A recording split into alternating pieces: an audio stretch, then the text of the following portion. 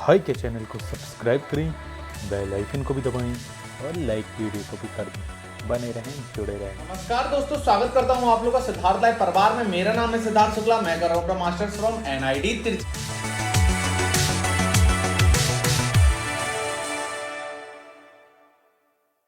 जैसे कि अभी 2-3 दिन पहले ही मैंने एक हिडन ब्रांच का वीडियो बनाया था आईआईटी मद्रास का। आशा करता हूं आप लोगों ने वो वीडियो देख लिया होगा और आप लोगों ने वैसे बहुत सारा प्यार दिया था। तो उस वीडियो में मैंने क्या बताया था, डोम्स मैनेजमेंट स्टडीज के बारे में बताया था। तो अभी तक अगर आपने वो वीडियो नहीं देखा है तो जाके पहले वो वीडियो देख लीजिए। आज मैं यहाँ पर क्या लेकर आया हूं, आप लोगों ने थंबनेल देख ही लिया होगा। मैंने सोचा क्यों बहुत सारे लोग अराउंड मुझे 150 से ज्यादा लोग मेरे टेलीग्राम ग्रुप पे जुड़े। जब मैंने वो वीडियो बनाया तो मुझे समझ में आया लोग बहुत ही ज्यादा हाईली इंटरेस्टेड थे। और अभी भी अगर आपने फॉर्म नहीं भरा है तो फॉर्म भर दो, अभी डेट बची हुई है। तो मैंने क्या किया, मैंने सोचा क्यों ना वहां के ही स्टूडेंट्स जो वहां पर अभी काम कर रहे हैं, क्यों ना उनके साथ ही एक कॉन्वर्सेशन रखी जाए। जैसे कि हम लोग हर डिपार्टमेंट कोशिश करते हैं ज्यादा से ज्यादा कॉन्वर्सेशंस रख सकें। अभी लेटेस्ट निटी की लाए थे, निटी की नहीं देखी हो तो वो भी देख लीजिएगा। तो ये बहुत ही बेहतरीन डिपार्टमेंट है जिसका प्लेसमेंट मतलब 13-14 लाख एवरेज पैकेज जाता है और बहुत ही एवरेज गेट स्कोर में भी लोगों का यहाँ पर एडमिशन हो जाता है। तो यहाँ पर क्या है, मैंने वहाँ के 2 student, one is Sagar Pingale and second Tulsidas, तो हमने इन दोनों को इनवाइट किया था और उन्होंने हमारे साथ बहुत सारा डिस्कशन किया और बहुत सारी चीजें उस डिपार्टमेंट, उस हिडन डिपार्टमेंट के बारे में बताई। तो मैं आप लोगों से बस इतना रिक्वेस्ट करना चाहूंगा कि इस इंटरव्यू सेशन को ना पूरा देखें। ये इंटरव्यू सेशन 2 पार्ट में आएगा, पार्ट 1 और पार्ट 2। तो पार्ट 1 अभी आ रहा है, पार्ट 2 कल आएगा। तो दोनों ही को देखिए क्योंकि 1 घंटे से ऊपर का हो रहा था तो मैं सोचा कि आप लोग बोर ना हो, तो इसलिए 30 मिनट कर दिया। उसके साथ साथ क्या है, इस वीडियो के नीचे में हम लोगों ने एक स्पेशल मतलब एक टेलीग्राम चैनल बनाया है सिर्फ जो बच्चे वहां पर अप्लाई करने वाले हैं या जिन्होंने अप्लाई किया है, ये उनके लिए बन रहा है। बहुत इंपॉर्टेंट है। अगर आपने अप्लाई किया है और आप लोग कंफ्यूज हो रिगार्डिंग रिसर्च प्रपोजल कैसे लिखना है या फिर इंटरव्यू कैसे देंगे, तो आप उस टेलीग्राम चैनल को भी ज्वाइन कर लेना। उसके साथ साथ आप हमारे टेलीग्राम चैनल को भी ज्वाइन कर लेना। वहां पर मैं ऐसे वेरियस बहुत सारे updates regarding interviews, regarding informations, admission process लाता रहता हूं। तो वो सारे टेलीग्राम चैनल्स को ज्वाइन कर लो। एक बार डिस्क्रिप्शन को विजिट जरूर कर लेना। चलिए हम लोग अब इंटरव्यू सेशन की तरफ आगे बढ़ते हैं। हेलो सागर, हेलो तुलसी। चलिए यार एक छोटा सा हम लोग इंट्रो कर लेते हैं। तो सबसे पहले हम लोग एक सागर के बारे में थोड़ा सा जान लेते हैं। How are you? Fine bro, fine bro. Okay. So first of all, I would like to congratulate everyone for the audience, like they have made it through the gate 2021. So basically, my name is Sagar Pingre. Currently, I am pursuing MS in Management Studies, specifically in operations in IIT Madras. Prior to this, I have completed my Bachelor's of Engineering in Mechanical in 2019. So I gave GATE twice. First I gave in 2019, for which my score was 443, but I was not quite satisfied. So I again applied for GATE 2020, but there was not much spike in the score. Score was increased to 610 only. Then I landed up here in management studies in IIT Madras. So yes, that's it. Tulsi, do you want to go ahead? Now Tulsi, your intro. Yeah, good evening everyone. My name is TND Tulsidas Sharma. I graduated from College of Engineering and Technology, which is in Bhubaneswar, Odisha. So उसके बाद मैंने during my BTech days I continued like 1.5 साल के लिए मैंने GATE के लिए prepare किया and I graduated in 2020 itself. So उसके बाद मैंने 4 और भरा था, मैकेनिकल में, एरोस्पेस में, फिर ये डॉम्स मैनेजमेंट में भी. So after that I landed here in DOMS IIT Madras. Okay, like जैसे कि आप लोग देख रहे हो कि सागर 2019 में पास आउट हुए और उन्होंने फिर 2020 में उन्होंने डोम्स को लिया। देन तुलसी 2020 में पास आउट हुआ। उसके बाद उन्होंने डोम्स, जिसको कहते हैं department of management studies, okay, जिसको डोम से कंफ्यूजन हो रहा हो। डायरेक्टली हम लोग थोड़ा डोम्स के बारे में जानेंगे। लाइक हम लोग, मेरे पास पूरी क्वेश्चंस की प्रिपरेशन लिस्ट है, ठीक है, उसी के अकॉर्डिंग हम लोग 1 by 1 करेंगे। Okay, now come to this question from I want the answer from Sagar. Something tell about like domes. What description about domes? So DOMS is basically Department of management studies in IIT Madras. So DoMS जो है वो 4 courses basically offer करता है। पहला जो है वो तो एमबीए, दूसरा रहता है एग्जीक्यूटिव एमबीए, जो बेसिकली मतलब जिनको एक्सपीरियंस है उनके लिए अच्छा रहता है। मतलब वर्किंग प्रोफेशनल ही ऑप्ट करते हैं एग्जीक्यूटिव एमबीए के लिए। बाकी रहता है रिसर्च प्रोग्राम। रिसर्च प्रोग्राम में 3 कोर्सेज आते हैं, MS, PhD and direct PhD. And एक also PGPX VLM program that I'm not very much known about it. So basically in this video we will be concentrating on MS and PhD only. So तो Doms जो है, Doms में बाकी 6 अलग अलग groups रहते हैं। Information systems, integrative management, finance, marketing, operations और एक HR and OB, human resource and organizational behaviour. So अपन एलिजिबिलिटी डिस्कस कर लेते हैं कि एमएस और पीएचडी के लिए कौन कौन एलिजिबल रहते हैं। तो पहले एमएस का अपन डिस्कस कर लेते हैं। तो एमएस में बेसिकली 2 टाइप के एडमिशन रहते हैं, एक एचटीआरए रहता है, एक नॉन एचटीआरए रहता है। तो एचटीआरए में जो एडमिशन रहता है उनको स्टाइपेंड दिया जाता है। मतलब अलग अलग बॉडीज रहते हैं, उनके तरफ से उनको स्टाइपेंड दिया जाता है एमएस के लिए। तो अगर एचटीआरए में एडमिशन लेना है एमएस के लिए तो तुम्हारे पास यूजी डिग्री होना कंपलसरी है, और पीजी भी होगा तो भी चलेगा। आइदर यूजी डिग्री और PG degree and valid GATE score, you must have valid GATE score. और अगर तो नॉन एचटीआरए में लेना है, मतलब नो स्टाइपेंड वाला, तो तुम्हारे पास यूजी डिग्री होना कंपलसरी है और पीजी डिग्री, और तुमको मतलब क्वालिफाइंग एग्जामिनेशन अगर तुमने नहीं भी दिया होगा गेट तो भी चलेगा, लेकिन फिर तुमको 3 साल का मिनिमम एक्सपीरियंस चाहिए, वो भी managerial experience, not technical experience. Then most of the student ने मुझे ये क्वेश्चन किया है कि that I am from electrical background, so can I apply for this, because management is means management में भी ऑपरेशंस रहता है, ये मैंने जो 6 डिस्कस किए, लेकिन इलेक्ट्रिकल वालों से कुछ इनका रिलेशन नहीं रहता है। लाइक देखो मैकेनिकल का जो रहता है, एक्चुअली मैकेनिकल हो गया, प्रोडक्शन हो गया, सीएस हो गया। मैकेनिकल प्रोडक्शन जो है इनको गेट के सिलेबस ले लो या अपना यूजी का सिलेबस ले लो, इनको थोड़ा सा ऑपरेशंस का नॉलेज रहता है, ऑपरेशंस के इन्होंने कोर्स किए रहते हैं। और बाकी सीएस का जो रहता है, सीएस तो आईटी का special information system special group है। तो फिर इलेक्ट्रिकल वाले क्या करेंगे, तो देखो कैसा है, अप्लाई तो तुम कर सकते हो, क्योंकि बहुत लोग जो है जिनका गेट स्कोर कम था मैकेनिकल के, उन्होंने मार्केटिंग में अप्लाई किया था और उनको कॉल आया था मार्केटिंग का, उन्होंने इंटरव्यू भी दिया था। लेकिन कैसा है, तुम जब इंटरव्यू दे रहे हो तो तुमको खुद को पोजीशन करना आना चाहिए उधर। मतलब तुम टेक्निकल बैकग्राउंड से हो, फिर तुम मैनेजमेंट स्टडीज में अप्लाई कर रहे हो, और वो भी मार्केटिंग में अप्लाई कर रहे हो, और वैसा मतलब तुम्हारा और मार्केटिंग का ना यूजी में तुमने कुछ कोर्स किया है ना कुछ किया है, तो तुमको इंटरव्यू में पोजीशन करना चाहिए कि तुम रिसर्च क्यों करना चाहते हो इस सेक्टर में। तो मतलब डिफिकल्ट है ना, कुछ बैकग्राउंड नहीं, कुछ नहीं, तुम कैसे क्या एक्सप्लेन करोगे। तो अगर तुमको वो आ गया तो तुम अप्लाई सकते हो, इंटरव्यू दे सकते हो। और बाकी तुमने कुछ मतलब कोर्स किए नहीं रहते, तो मतलब कुछ टेक्निकल क्वेश्चन पूछा तो तुमको वो भी आना चाहिए आंसर देते हुए, क्योंकि टेक्निकल क्वेश्चन पूछते हैं इंटरव्यू पर आते हैं। सागर, हम लोग अभी इंटरव्यू पर आते हैं, पहले ही बता दो, मतलब एनी डिसिप्लिन कोई भी अप्लाई कर सकता है यहाँ पर, अगर आपके पास कोई भी डिग्री और गेट स्कोर हो। एक्चुअली मेरे पास मैसेजेस आ रहे थे कि जैसे केमिस्ट्री का एक बच्चा मैसेज कर रहा था, सर मैंने अपनी एमएससी में केमिस्ट्री में किया, बट मेरे पास वैलिड गेट स्कोर है, तो क्या मैं मैनेजमेंट में अप्लाई कर सकता हूँ? हाँ, yes he can apply MSc, और मतलब उसने पहले बीएससी किया है, बाद में एमएससी किया, मतलब उसके पास पोस्ट ग्रेजुएशन डिग्री है, बराबर। Okay, yes then he can apply definitely. Now come to the second question from Sagar. Like जैसे ये बहुत सारे डिसिप्लिन है एमएस के अंदर, तो किस किस डिसिप्लिन में क्या क्या गेट, मतलब हम लोग क्या प्रायोरिटी बनाएं, लाइक कोर्स बेसिस पर, आइदर प्लेसमेंट बेसिस पर, और उसके लिए मतलब लाइक आपका जो कट ऑफ है गेट में क्या वेरी करता है, या एक ही गेट स्कोर पर सारे डिपार्टमेंट्स के लिए कॉल आ सकता है, या अलग अलग में अगर आपने फिल किया है, या जब आप गेट का फॉर्म फिल करते हो तो स्पेशली मार्केटिंग के लिए आप अलग एमएस अप्लाई करते हो, या फिर सप्लाई के लिए या ऑपरेशंस के लिए आप अलग एमएस अप्लाई करते हो? थोड़ा इसको क्लैरिफाई करो पहले। देखो वो कट ऑफ कैसा है, मतलब कट ऑफ ऐसा फिक्स नहीं रहता है, डिपार्टमेंट डिस्क्लोज नहीं करता है कट ऑफ के बारे में कुछ। ओके, तो मतलब कट ऑफ का ऐसा फिक्स नहीं कि 500 कट ऑफ है, 560 कट ऑफ है। तो पहले मैं ऑपरेशंस का डिस्कस करता हूँ, जिसमें मोस्ट प्रोबेबली प्रोडक्शन और मैकेनिकल के लोग जो है वो अप्लाई करते हैं।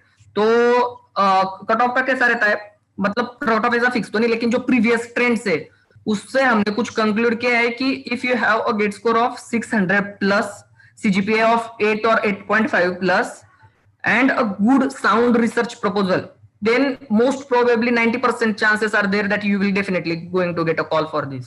Okay. And बाकी मतलब अदर देन ऑपरेशंस, क्योंकि ऑपरेशंस में ही ज्यादा लोग अप्लाई करते हैं, मैकेनिकल, प्रोडक्शन, उसके बाद इंडस्ट्रियल, ये जो है ये सब बंदे जो है वो ऑपरेशंस में अप्लाई करते हैं, तो इसका कट ऑफ जनरली थोड़ा हाई जाता है। लेकिन कैसा है, फीस सिर्फ 100 रुपीज फीस है, तो 550 वाले ने भी अप्लाई किया तो उसका कुछ लॉस नहीं है। अगर कॉल मतलब अगर 550 को अप्लाई करना है तो उसका रिसर्च प्रपोजल एकदम अच्छा होना चाहिए, फिर वो उसका chances of probability of selection जो है वो बढ़ जाता है।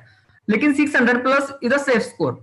ओके, देन बाकी जो डिपार्टमेंट्स अदर देन, बाकी जो ग्रुप्स है अदर देन ऑपरेशंस, उनका जनरली कम जाता है। मतलब 500 के आसपास भी अगर स्कोर है और तुमने अप्लाई किया तो तुमको कॉल आने के चांसेस है, लेकिन तुम मतलब फिर तुमको वो इंटरव्यू में खुद को पोजीशन करना पड़ेगा कि why you are going to do research in this area even when you are not having background relevant to this. Okay, so ऐसा कोई मिनिमम गेट स्कोर है जो आपको किसी डिपार्टमेंट के लिए पता हो कि जो सबसे मिनिमम गया था फॉर जनरल? मतलब मैनेजमेंट स्टडीज में? हाँ, मैनेजमेंट स्टडीज में लास्ट ईयर किसी भी डिपार्टमेंट में, लाइक मैनेजमेंट स्टडीज में देखो कैसा है, हाँ ऑपरेशंस का तो मुझे लगता है मतलब 570 580 प्लस को अप्लाई कर देना चाहिए, और बाकी के डिपार्टमेंट जो है, बाकी के ग्रुप्स जो है उसमें मोस्ट प्रोबेबली 500 के आसपास, मतलब 480 510 500 के आसपास लोगों ने अप्लाई कर देना चाहिए। ओके, जैसे कि क्या होता है कि हम लोग देखते हैं कि बहुत सारे आईआईटीज में, वेरियस आईआईटीज में एमटेक में भी इंटरव्यूज होते हैं, बट वहां पर क्या होता है कि वहां पर एक मिनिमम क्राइटेरिया होता है, लाइक हम लोग डिवाइड कर देते हैं परसेंटेज बेसिस पे सिलेक्शन, लाइक 70% हम लोग वेटेज दे देते हैं गेट स्कोर को और 30% दे देते हैं इंटरव्यू में, जैसे आईआईटी खड़गपुर में और आईएससी में होता है। बट ऐसे अगर हम मैनेजमेंट में, जैसे मुझे मेरे मतलब मैंने फॉर्म भरता हूँ तो मेरा कॉल आ जाता है, तो यहाँ भी क्या कुछ एक डिवाइड वाला वेटेज वाला रूल है आपके सीजीपीए के लिए, प्रपोजल के लिए, या सिर्फ अगर आपको कॉल आ गया तो सब कुछ इंटरव्यू पर डिपेंड करता है? देखो ऐसा कुछ मतलब रूल तो नहीं है प्री डिफाइंड, लेकिन मेरा पर्सनल एक्सपीरियंस और मैंने जिन लोगों के साथ इंटरेक्शन किया है उनके हिसाब से मुझे तो लगता है ये जो मैंने अब क्राइटेरियाज बताए सब वो शायद इंटरव्यू के मतलब इंटरव्यू के शॉर्टलिस्टिंग के लिए होते हैं। बाकी आगे का जो है वो मोस्ट प्रोबेबली मैं मतलब मैं कह सकता हूँ 80 to 90% जो है वो इंटरव्यू पे डिपेंड करता है। मतलब 10 to 20% वो बाकी के हो गए, लेकिन इंटरव्यू कॉल आने के लिए बहुत मैटर करते हैं। लेकिन once you then interview is the major thing. Okay, चलिए now next question from the Tulsi side. Okay, I will ask to the Tulsi. हम तुलसी से जानना चाहेंगे कि यार थोड़ा सा कोर्स करिकुलम के बारे में बताओ, और क्या ड्यूरेशन रहेगा इस कोर्स का, और क्या कोर्स वर्क होगा, और क्या क्या कोर्सेज ऑफर्ड होते हैं यहाँ पर? फर्स्ट ऑफ ऑल मैं अपने इंट्रोडक्शन में अपने एकेडमिक्स के बारे में बताना भूल गया था, तो बताता हूँ मेरे एकेडमिक्स के बारे में। मेरा गेट स्कोर था 660 और मेरा बीटेक का सीजीपीए था 8.9। और मैं सागर अभी जो जो बताया मैं बस एक लाइन में समराइज कर देना चाहता हूँ। और अगर आप ऑपरेशंस के लिए अप्लाई करने जा रहे हैं तो अगर आपका जनरल है, कोई रिजर्व नहीं है, अगर आपका जनरल है देन 600 प्लस स्कोर और 8 सीजीपीए या फिर 8.5 CGPA plus, that is a very safe score for you. But अगर आपका रिजर्व है देन, ये मैं सिर्फ ऑपरेशंस के लिए बोल रहा हूँ, बाकी के लिए बोलूंगा आगे। और अगर आपका रिजर्व है then 550 plus and 8 plus CGPA is a safer side for you if you are some other reserve category, not general. This is for operations. और बाकी जो जितने भी ब्रांच है, मार्केटिंग हो या फिर एचआर हो या फिर आईएएस हो या फिर फाइनेंस हो, ये सब में और थोड़ा थोड़ा कम भी जाता है क्योंकि इसमें ज्यादा लोग अप्लाई नहीं करते। ये सब इंजीनियरिंग के ज्यादा बंदे अप्लाई नहीं करते, उसी के लिए उसका और थोड़ा नीचे जा सकता है। ठीक है, तो अगर आपका 500 से कम है तो आपको ऑपरेशंस को छोड़ के बाकी सब में भी अगर अप्लाई कर ले तो इंटरव्यू कॉल आने का 90% चांस है। फिर आपका डिपेंड करता है इंटरव्यू कैसा जाता है। ऐसा नहीं है कि मतलब आपका बस इसका प्लेसमेंट एंड ऑल देख के आप मार्केटिंग में डाल दिए और आपको इंटरव्यू में पूछे कि आप तो मैकेनिकल में बीटेक किए हो और आपका इंटरेस्ट भी मैकेनिकल है, तो आप मैनेजमेंट में आए, वो भी ऑपरेशंस में नहीं आके मार्केटिंग में क्यों आए? ठीक है, उसका एक तगड़ा आंसर होना चाहिए if you are applying for any other branch apart from operations. Okay, so that's the nutshell what Sagar said. अभी मैं जाता हूँ कोर्स करिकुलम के बारे में। तो इधर फर्स्ट ईयर में ज्यादा क्योंकि हम ऑपरेशंस के हैं तो मैं ज्यादातर ऑपरेशंस को ही अभी मद्देनजर में देख के बात करता हूँ, फिर बाकी को भी साइड में जोड़ते रहूंगा। सो फर्स्ट ईयर जनरली क्या होता है ना, ये डॉम्स डिपार्टमेंट में जैसे कि एमबीए भी होता है, एमएस भी होता है, पीएचडी भी होता है, ये तीनों को क्या होता है ना एक साथ मिलकर चलना पड़ता है। तो फर्स्ट ईयर में हमारा जो कोर्स वर्क होता है टोटली एमएस और एमबीए वाले टोटल मिलकर ही करते हैं कोर्स वर्क टोटल, ठीक है। वो पूरा ब्रेड लेवल कोर्सेस होता है। पहले हमको कोई भी या इसमें पूरा ब्रेड लेवल एक्सपीरियंस किया जाता है, मतलब पूरा सब साइड साइड से थोड़ा थोड़ा। तो वही फर्स्ट ईयर में हम एमबीए लोगों के साथ करते हैं। तो वो खत्म होने के बाद सेकेंड ईयर में हमारा क्या होता है ना, हमारा रिसर्च वर्क होता है, प्लस उसके साथ हमारा डेप्थ लेवल के कोर्सेस या फिर हमारे रिसर्च लेवल के कोर्सेस होते हैं। और ये जो रिसर्च लेवल के कोर्सेस होते हैं वो सिर्फ और सिर्फ एमएस और पीएचडी स्कॉलर्स के लिए होते हैं, वो एमबीए लोगों के लिए नहीं होता है। तो ओवरली हम स्कॉलर्स के लिए, एमएस और पीएचडी स्कॉलर्स के लिए फर्स्ट ईयर में पूरा टेक्निकल पूरा मैनेजरियल पार्ट हम एमबीए लोगों के साथ पढ़ते हैं, और सेकेंड ईयर में हम अपना पर्सनल रिसर्च काम करते हैं। हम जो भी गाइड चूज करते हैं उसका पर्सनल रिसर्च वर्क करते हैं, प्लस हमारा कोई डेप्थ लेवल कोर्स जो कि सिर्फ ज्यादा थोड़ा मैथमेटिकल एंड होता है, वो एमबीए लोग नहीं करते, वो सिर्फ हम करते हैं। So that's basically the course work for this. और ड्यूरेशन इसका ड्यूरेशन इसका 2 to 2.5 इयर्स होता है मैक्सिमम। मतलब हमको जो स्टाइपेंड मिलता है 12,400 वो 2.5 ईयर तक मिलता है, उसके बाद वो ऑफ हो जाता है। तो ज्यादातर इधर क्या होता है ना, जितने भी सब हमारे फैकल्टीज, जितने भी प्रोफेसर हैं, सब बहुत फ्रेंडली और सब बहुत मतलब कोऑपरेटिव है। ऐसा नहीं है कि तुम्हारा काम एक्सटेंड कर लेंगे एंड ऑल, वो जल्दी से जल्दी काम सबका खत्म करने को ट्राई करते हैं। सो हमारे जितने भी पास्ट हमारे जो भी सीनियर्स थे सब 2 से 2.5 साल तक मतलब अपना काम खत्म कर लेते हैं और निकल जाते हैं प्लेसमेंट्स पकड़ के।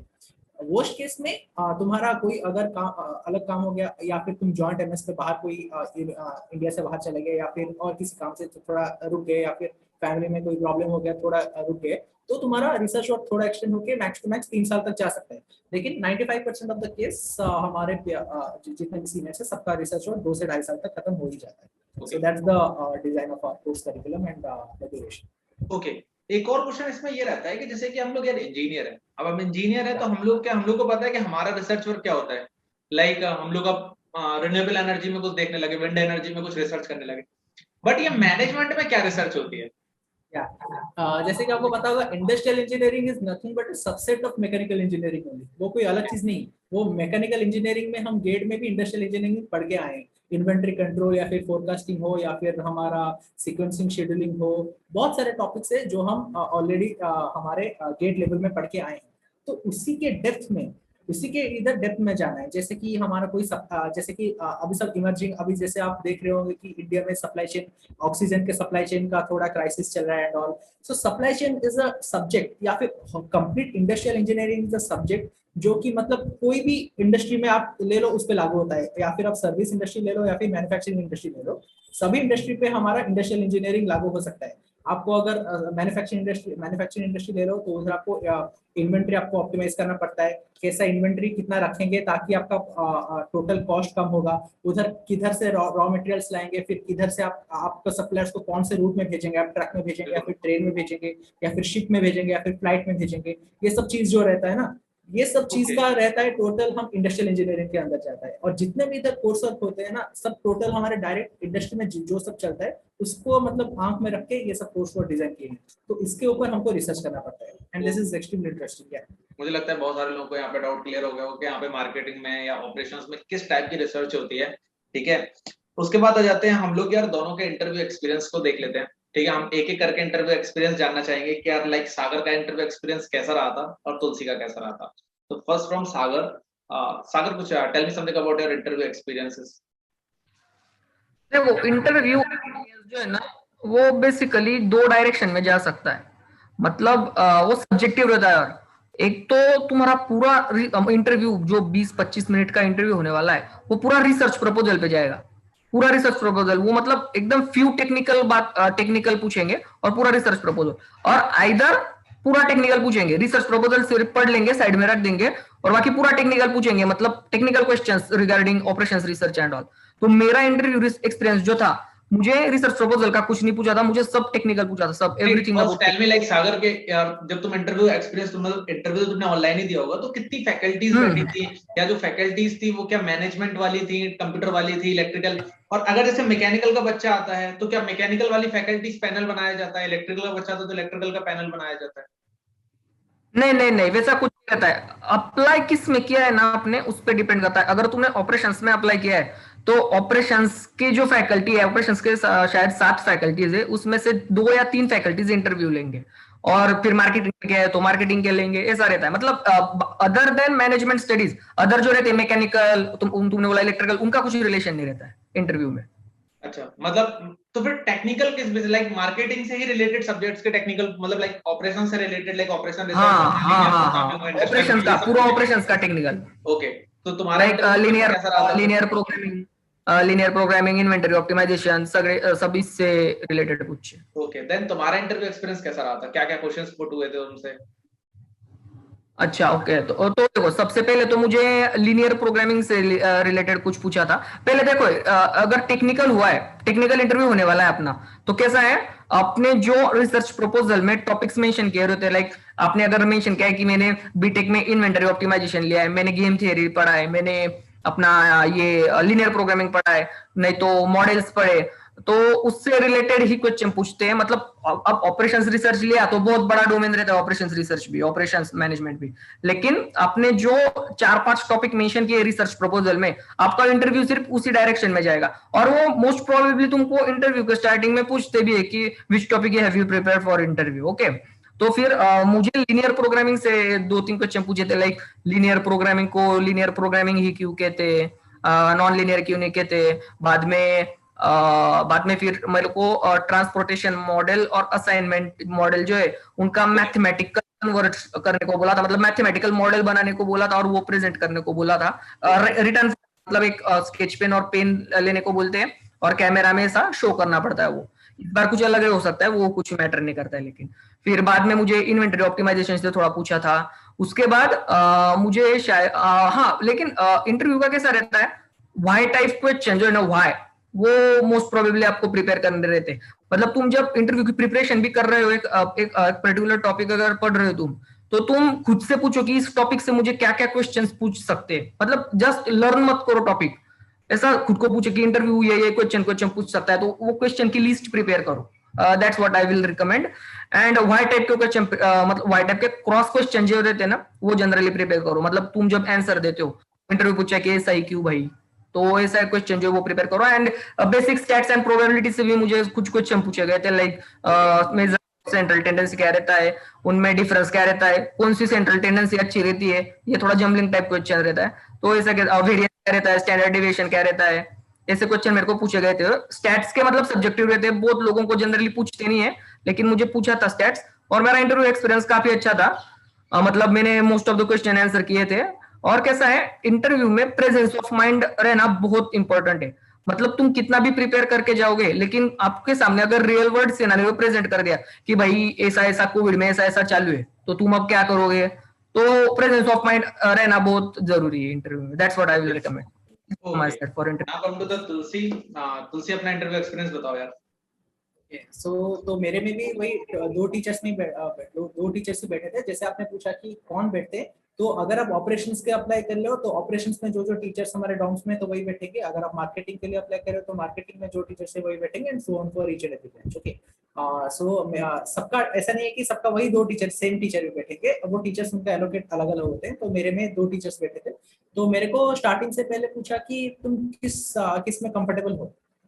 ओके, हाँ, तो तुम किस सब्जेक्ट, इंडस्ट्रियल इंजीनियरिंग पे किस सब्जेक्ट पे कंफर्टेबल हो। तो मैंने भी वैसे ही 2-3 सब्जेक्ट्स अच्छे से प्रिपेयर करके गए थे। जैसे कि मैंने इन्वेंटरी अच्छे से प्रिपेयर करके गया था, फिर फोरकास्टिंग और सीक्वेंसिंग शेड्यूलिंग, ये तीनों अच्छे से प्रिपेयर करके गया था। तो I said about these 3 topics. फिर वो मेरे को इन्वेंटरी का पूछना स्टार्ट करने लगे। पहले बेसिक, जब डिटर्मिनिस्टिक मेथड इन्वेंटरी का जो होता है वो पूरा बेसिक स्टार्ट उधर से पूछना। मतलब ऐसा नहीं कि बहुत ही हाई लेवल का क्वेश्चन पूछेंगे, बस नॉर्मल क्वेश्चंस पूछेंगे। लेकिन ऐसा नहीं कि बस आपको वो पूछेंगे फॉर्मूला क्या है, ये क्या है, वो क्या है, वो उसके पीछे का एसेंस पूछेंगे कि ये ऐसा क्यों होता है एंड व्हाई। जैसे कि सागर ने बोला कि व्हाई क्वेश्चन को बहुत पूछते हैं, उसका फिजिकल सिग्निफिकेंस आपको आना चाहिए। तो मेरे को पहले डिटर्मिनिस्टिक इन्वेंटरी मेथड्स के पूरा ग्राइंड किए, उसके बाद वो धीरे धीरे प्रोबेबिलिस्टिक मेथड को जंप किए। एंड प्रोबेबिलिस्टिक मेथड को जाने के बाद वो ये स्टैटिस्टिक्स एंड ऑल उसका थोड़ा थोड़ा हल्का हल्का पूछे। फिर उसके बाद डायरेक्ट उषा मैम मेरे गई डायरेक्ट फोरकास्टिंग में। फोरकास्टिंग में वो मेरे को रियल वर्ल्ड सिनेरियो, जैसे सागर ने बताया, रियल वर्ल्ड का पूरा बताते। मेरे को पूछा कि तभी पूरा कोरोना अच्छे से पूरा चल रहा था लास्ट ईयर इस टाइम में। हाँ, तो मेरे को पूछे कि पीपी किट्स का अगर तुम प्रोडक्शन करना चाहते हो तो तुम अभी अगर प्रोडक्शन करना चाहते हो तो तुम इसका तो पास्ट डेटा जितना है that is not sufficient to forecast what will be the future data because the PPE kit production may be higher. Okay, so उसके लिए मेरे को पूछे कि अगर तुम PPE kit प्रोडक्शन करना चाहते हो तो उसके लिए कौन सा फोरकास्टिंग मेथड यूज करोगे। बिल्कुल। सो ऐसे रियल लाइफ का बिजनेस क्वेश्चंस ना वो मतलब पूरा केस स्टडीज टाइप का तुमको देंगे, एंड तुम जो भी थियोरेटिकली पढ़े हो वो कैसे तुम उधर अप्लाई कर रहे हो, that is the main crux. Okay. फिर तो इतना ही बस मैं बताऊंगा जो अभी जो शॉर्टलिस्ट होंगे एंड ऑल। इंडस्ट्रियल इंजीनियरिंग के कोई भी 2-3 टॉपिक, ओके, कोई भी 2-3 टॉपिक का अच्छे से होल्ड होना है। ऐसा नहीं है कि बस उसका फॉर्मूला रख के चलेंगे, ऐसा नहीं है। पूरा जैसे वो सब्जेक्ट को तुम फील कर सकते हो एंड सामने वाले को भी तुम फील करवा सकते हो। That's the main motive you should have. Okay. और प्रोबेबिलिटी स्टैटिस्टिक्स का सब बेसिक्स अच्छे से आना चाहिए। ठीक है, ये 2 हो गया तो इंटरव्यू आराम से क्लियर होने का बहुत चांस है। देन इसको अगर समराइज करें सिंपली तो जैसे मैकेनिकल में तो मुझे समझ में आता है, चलो मैं भी बहुत ज्यादा फैमिलियर हूं इंडस्ट्रियल के साथ, प्रोडक्शन के साथ, ठीक है। अब इलेक्ट्रिकल का बंदा है, वो तो इंडस्ट्रियल पढ़ता नहीं है, तो अब वो लोग कैसे प्रिपरेशन करें, अदर ब्रांचेस कैसे प्रिपरेशन करें apart from mechanical? So first of all अगर आप अदर ब्रांच के हो तो अगर आप ऑपरेशंस में अप्लाई कर रहे हो तो ये सब आपको पढ़ना ही पड़ेगा। YouTube में बहुत सारे प्लेलिस्ट अवेलेबल है, हमारे ओन जी श्रीनिवासन सर के वीडियोस भी अवेलेबल है, वो हमारे ही लेक्चर है, प्रोफेसर है, उनका पूरा बेसिक लेवल से हाई लेवल तक वो पढ़ा के गए। बस गेट का जितना सिलेबस था बस उतना ही काफी है, वो उससे 1% भी आगे नहीं पूछते, बस उतना ही पूछते हैं, ठीक है। और उसका वो फिजिकल सिग्निफिकेंस ज्यादा पूछेंगे, वो रियल लाइफ में कैसे इंप्लीमेंट हो सकता है वो ज्यादा पूछेंगे। तो अभी 1 महीना तो ऑब्वियसली है अभी, और 20 डेज के बाद शॉर्टलिस्टिंग आ जाएगा, फिर उसके 10 दिन बाद आई थिंक इंटरव्यू के लिए हो जाएगा। तो 1 महीना में आराम से कोई भी 2-3 सब्जेक्ट आप यूट्यूब के प्लेलिस्ट से या फिर मतलब किधर से भी तुम आप पढ़ सकते हो। और अगर आप इलेक्ट्रिकल के हो या फिर और किसी में हो और आपको ऑपरेशंस में ज्यादा नॉलेज नहीं है, तो ऐसा नहीं है कि सिर्फ ऑपरेशंस में आना है, आप मार्केटिंग के लिए या फिर फाइनेंस के लिए या फिर एचआर के लिए और किसी के लिए भी ट्राई कर सकते हो, लेकिन उस पर आपका इंटरेस्ट होना चाहिए। मतलब इंटरव्यू में जो भी क्वेश्चंस पूछे आपको वो आना चाहिए। ओके। आशा करता हूं आप लोगों ने पूरा इंटरव्यू सेशन देख लिया होगा और आप लोगों को काफी अच्छा लगा होगा। तो ये तो पार्ट 1 था, अब मैं इसका पार्ट 2 नेक्स्ट डे लेकर आऊंगा, तो आप लोग बने रहिएगा, पार्ट 2 के लिए वेट करते रहिएगा और टेलीग्राम चैनल को ज्वाइन कर लेना। कोई भी डाउट हो तो फेसबुक इंस्टा पर हमें पूछ लो और अपनी क्वेरी को गूगल फॉर्म में दे दो। अगर आप एमटेक के स्टूडेंट हो और हमारी मदद करना चाहते हो, सजेशंस देना चाहते हो, तो आप हमें व्हाट्सएप पे या फिर इंस्टाग्राम पे मैसेजेस कर सकते हो। बने रहें, जुड़े रहें, देखते रहें सिद्धार्थ लाइव। नमस्कार।